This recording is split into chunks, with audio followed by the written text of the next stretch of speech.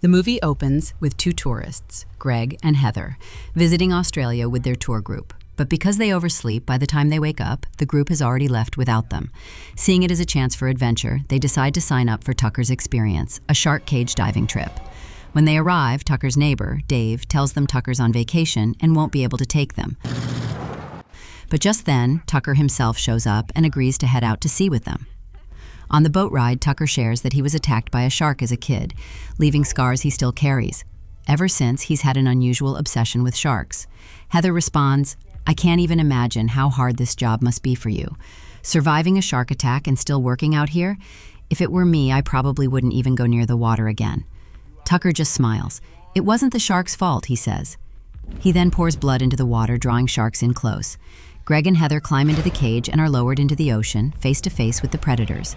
The adrenaline rush is real, and they're surprised to see that sharks aren't as aggressive as people believe.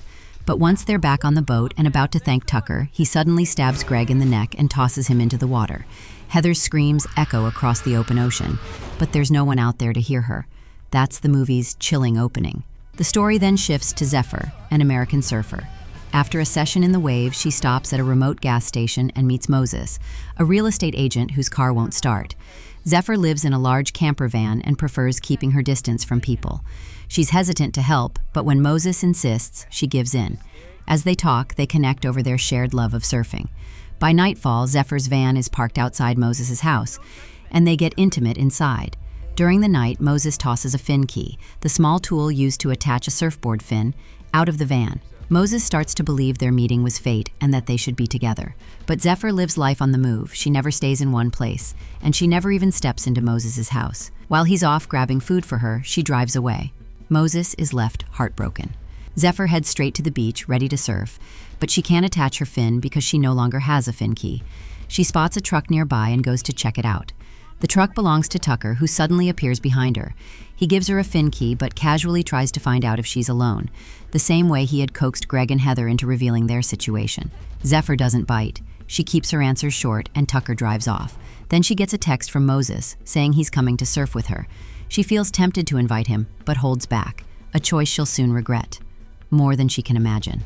Moments later, Tucker sneaks up behind her, knocks her unconscious, and drags her away. After a long drive, he reaches his boat and heads out to sea. By morning, Moses is at the beach, but Zephyr is nowhere to be found. He calls her, only to hear her phone ringing from inside her van. Tucker had removed her surfboard and tossed it outside, but left her phone inside, making it look like she'd gone surfing and drowned. Meanwhile, Zephyr wakes in a dark room on the boat, tied to a bed. On the bed beside her lies Heather, also restrained. Realizing what's going on, Zephyr starts screaming, but Heather tells her no one can hear them this far out at sea. Zephyr searches for anything that could unlock her cuffs, maybe a hairpin, but finds nothing. Then she spots a name scratched into the wall. Her blood runs cold. Another girl had been trapped here before her, carving her name when she finally gave up hope.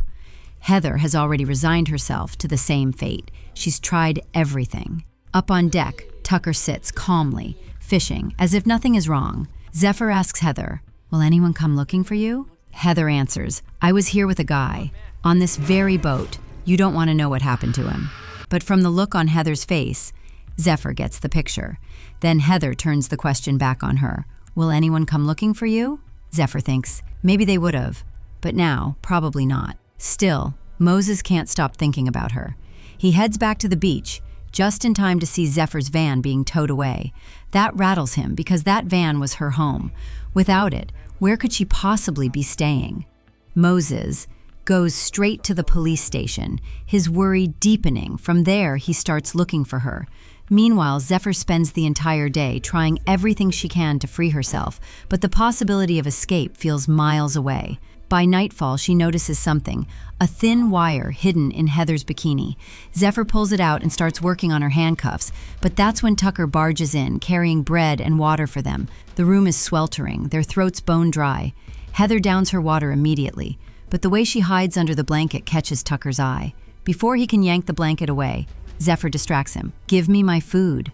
Tucker turns to her, and she gulps her water too. Moments later, Tucker gives them a little scare before leaving. The second he's gone, Zephyr goes back to picking the cuffs, but her eyelids grow heavy. Tucker spiked the water. She blacks out before she can free herself. When she comes to, she's tied to a chair on the upper deck. Heather's strapped into a harness. Tucker has a camera set up, ready to record every second. He calls it showtime. First, he snips off a lock of Heather's hair and tucks it away like a trophy. Then he launches into one of his twisted speeches, claiming God isn't above, but below, in the water, where everything begins and ends. He rattles off a few facts about sharks, which I'll get to later.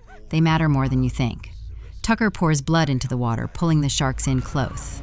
Then, he shoves Heather overboard. The combination of blood and her desperate thrashing sends the sharks into a frenzy. They tear her apart without mercy. Tucker films the entire thing. Watching this unfold right in front of her, Zephyr is frozen with terror. She starts scratching her and Heather's names into the wall. That's when she notices. Beneath layers of paint are other names. Dozens of them. Tucker isn't just some lunatic. He's a serial killer who's been murdering tourist women for years. The proof is in his cabinet. Videotapes, each labeled with a victim's name, stored alongside a lock of her hair. Now Heather's tape joins the collection. And next on his list was Zephyr. The next morning, Heather's mangled remains drift in the waves. Moses is still combing the shoreline for any sign of Zephyr. Then he spots her surfboard, deepening his dread. If all her stuff is here, where is she? That night, Tucker comes down again with bread and water. But this time, Zephyr lashes out, kicking him in the face, knocking the food and water to the floor.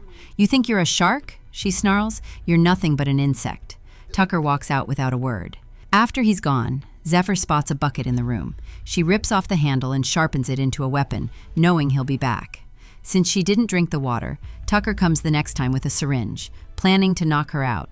But as soon as he gets close, Zephyr drives the sharpened handle into his neck. Tucker stumbles back. She grabs the key and frees herself. But before she can escape, Tucker jabs her in the leg with the syringe. She staggers to the deck and calls for help over the radio. No answer. Then she spots a boat nearby. She screams, but there's a party going on. No one hears her. That's when Tucker reappears. Zephyr grabs his camera. He freezes. This camera clearly means everything to him. Without hesitating, she hurls it into the water. Then she dives in after it, aiming for the other boat, but she barely makes it halfway before blacking out. Tucker hauls her back aboard and locks her up again.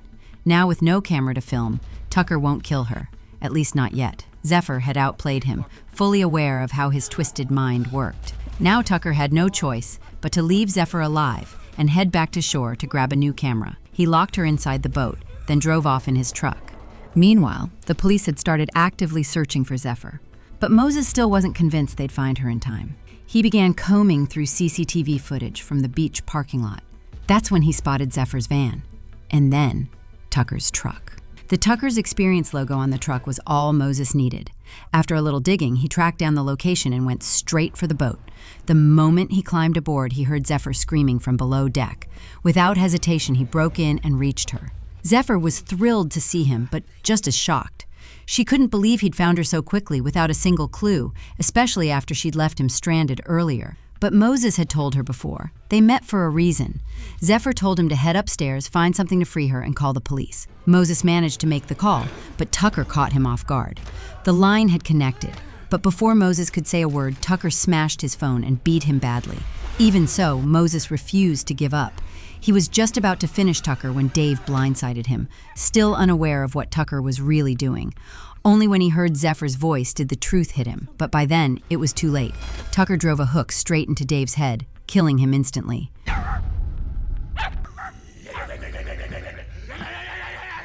Knowing the shore was no longer safe, Tucker steered the boat toward a deserted island and tied Moses to the bed beside Zephyr. Moses was just starting to confess his feelings to her when Tucker yanked them both upstairs, deciding the next recording would be in broad daylight. Tucker tossed pieces of Dave's body into the water, luring sharks. Then he shoved Moses overboard. But Moses remembered Zephyr's earlier advice. He stayed perfectly still. Any movement and the sharks would have gone for him. When the sharks didn't bite, Tucker hauled him back onto the boat, ready to try something else. This time, Tucker stabbed Moses several times, then began shoving him into the water, making survival almost impossible.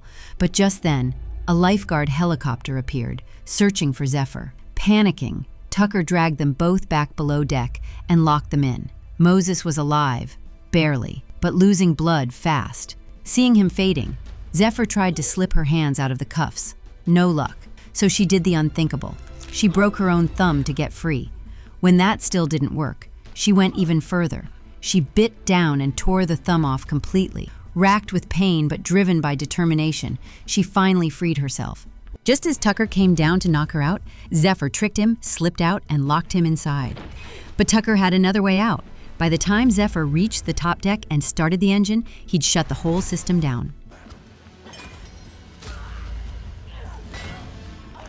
With one last chance, Zephyr fought Tucker, dove into the water, and swam toward an island where a wedding reception was in full swing. But her hand was bleeding, sharks circled beneath her, and Tucker chased after her in a small boat. With everything she had left, Zephyr made it to the island, only for Tucker to catch her, knock her out, and drag her back to his boat.